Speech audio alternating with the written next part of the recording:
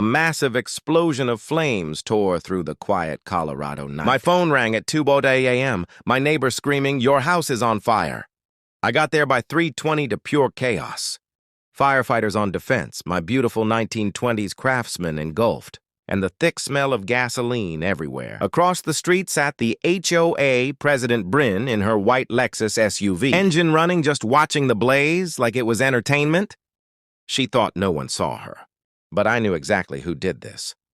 For months, she'd been harassing me, fake violations, false police reports, sabotaging my tools, all to block the financial audit that would expose her, stealing over $140,000 from neighborhood funds. This time she went full arson.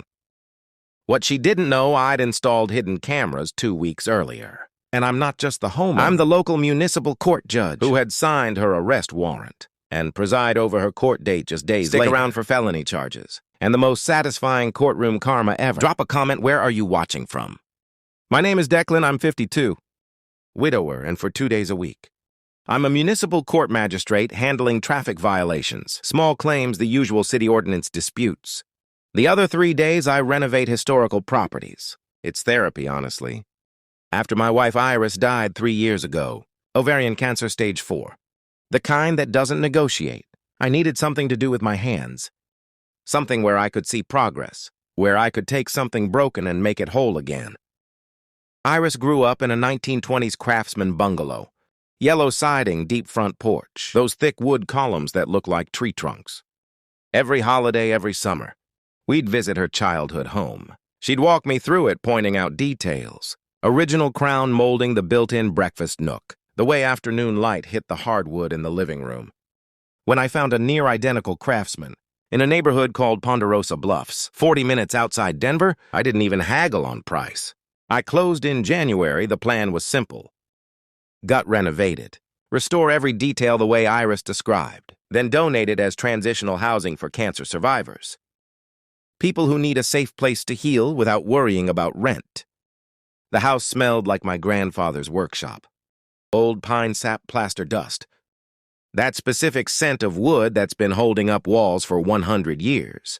The floorboards creaked under my boots at 6 in the morning. Before the world woke up, I loved it immediately. Then I met Bryn Castellane. She showed up the day I closed on the property. Heard her heels on the gravel driveway before I saw her. Sharp little clicks like a metronome, set to annoyed bottle blonde bob tennis visor. Even though it was January and overcast, holding a clipboard like it was a weapon. "Your lawn situation is unacceptable." She said no hello. No welcome to the neighborhood. I looked at the grass. It was January. The grass was dormant. CCNR state grass height, maximum 2.5 inches. She continued pulling out a tape measure. An actual tape measure, like she was about to prove a point. "This is 4.7, I measured." I laughed, thought she was joking. She wasn't joking, $150 fine. She said, handing me a pre-printed violation notice. Certified mail follows her perfume hit me next. Something aggressively floral, like someone stuffed funeral lilies into a bottle of Windex. The kind of scent that makes your sinuses hurt. "I'm Bryn Castellane, HO. A president 4th term." She said it like she was announcing royalty. I introduced myself, kept it polite. Figured it was just bureaucratic overzeal. Small-town HOA president with too much time on her hands. Over the next 3 weeks, I got 7 more certified letters. 7 mailbox. Wrong shade of black, apparently. Graphite noir. Only midnight onyx meets code. Construction dumpster visible from the street, even though I'd applied for the permit and it was still pending. Work truck parked in my own driveway overnight. Unapproved exterior paint sample, which was me testing wood stains on the back porch. Completely invisible from the street. I started noticing a pattern. My neighbors had the same violations. Same mailbox color, same work trucks. Same construction mess, but they weren't getting letters. Just me.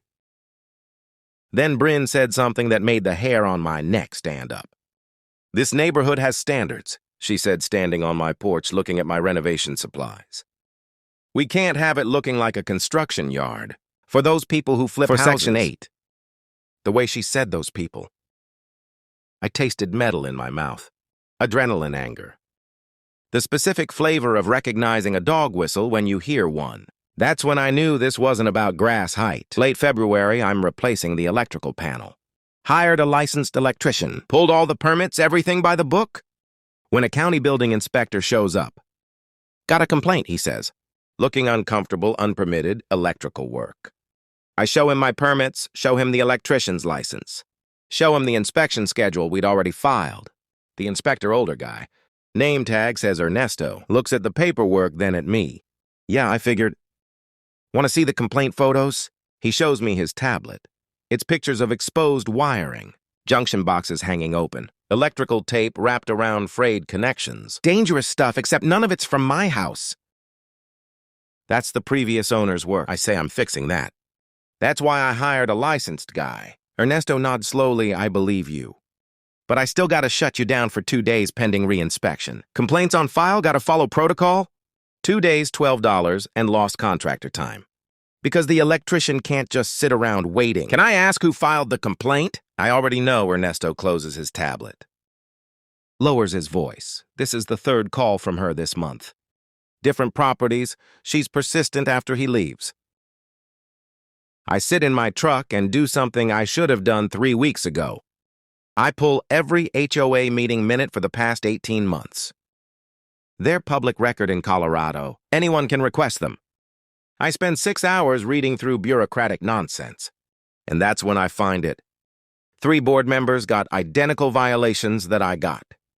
Mailbox colors, work trucks. Construction mess. But their violations were waived in closed session votes. No explanation, just waived. I find something else, too. The HOA pays a management company $8,500 a month for a 47-home neighborhood. I pull up industry standards. Should be $2,800, maybe $3,000 tops. $8,500 is insane. I check who owns the management company. It's Bryn's sister. Now here's something you need to know about HOA law in Colorado, and this applies in a lot of states. Board members have what's called fiduciary duty. It's the same legal standard as corporate directors. You can't use your position for personal gain. You can't give contracts to family members without disclosure.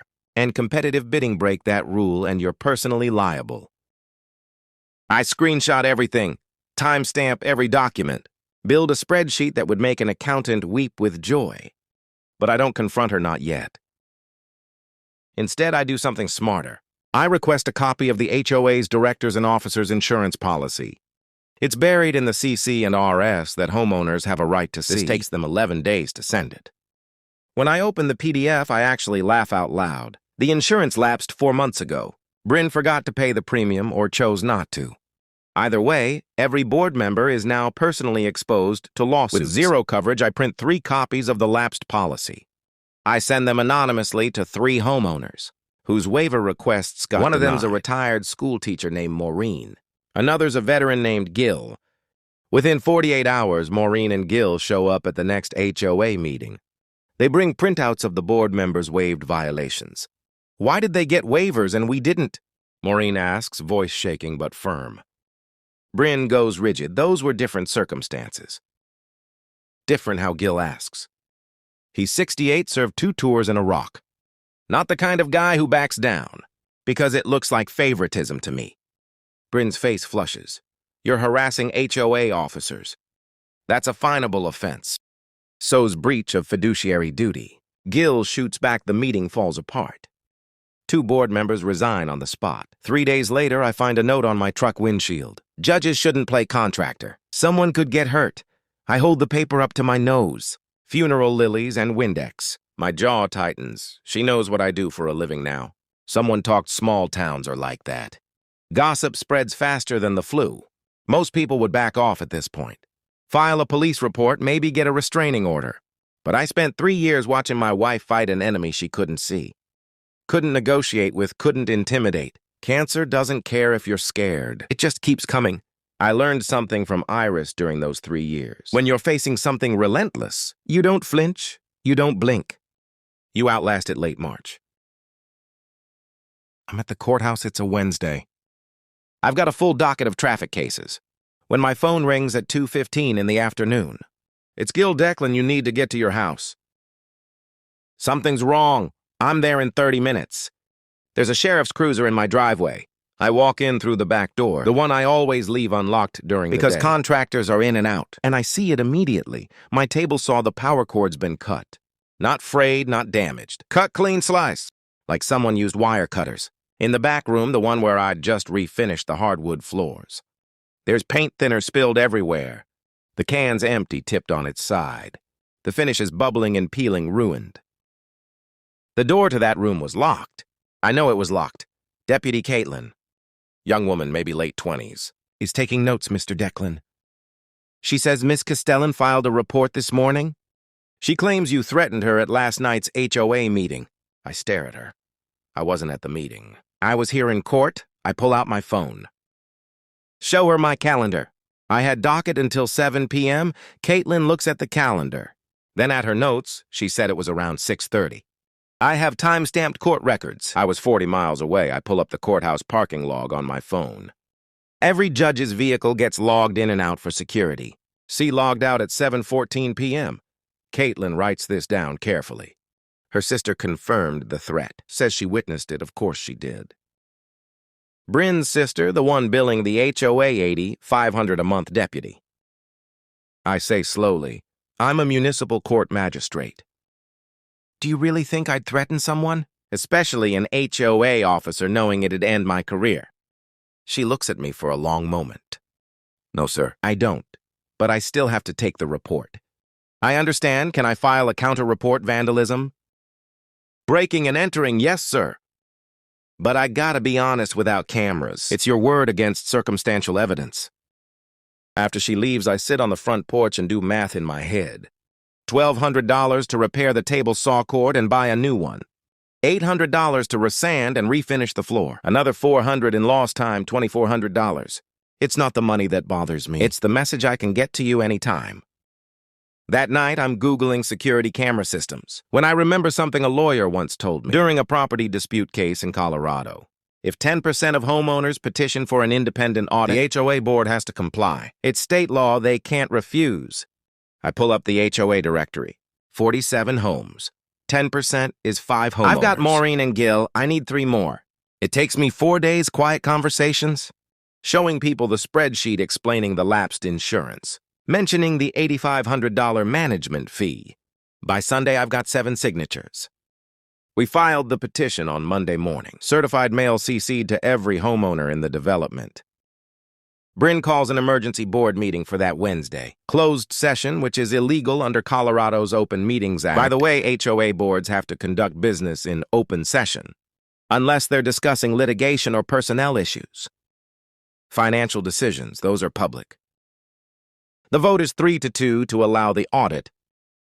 2 board members are terrified of personal liability.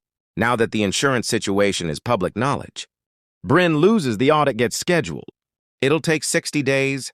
I've got 60 days to finish the house. That night, I'm packing up tools when I find a box I'd forgotten about.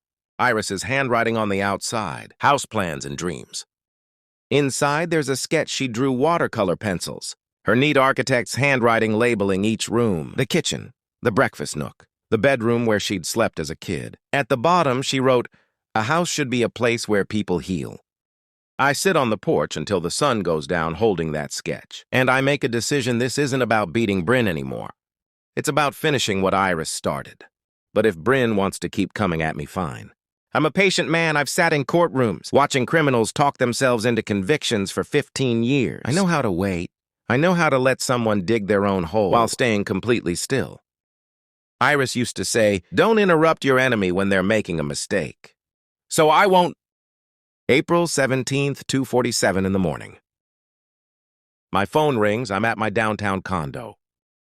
I keep it for nights when I have early court sessions. Saves me the hour commute from Ponderosa Bluffs. It's Gil. His voice is tight. "Declan, your house is on fire. I'm dressed and in the truck in 90 seconds, breaking every speed limit. The drive takes 23 minutes instead of 4.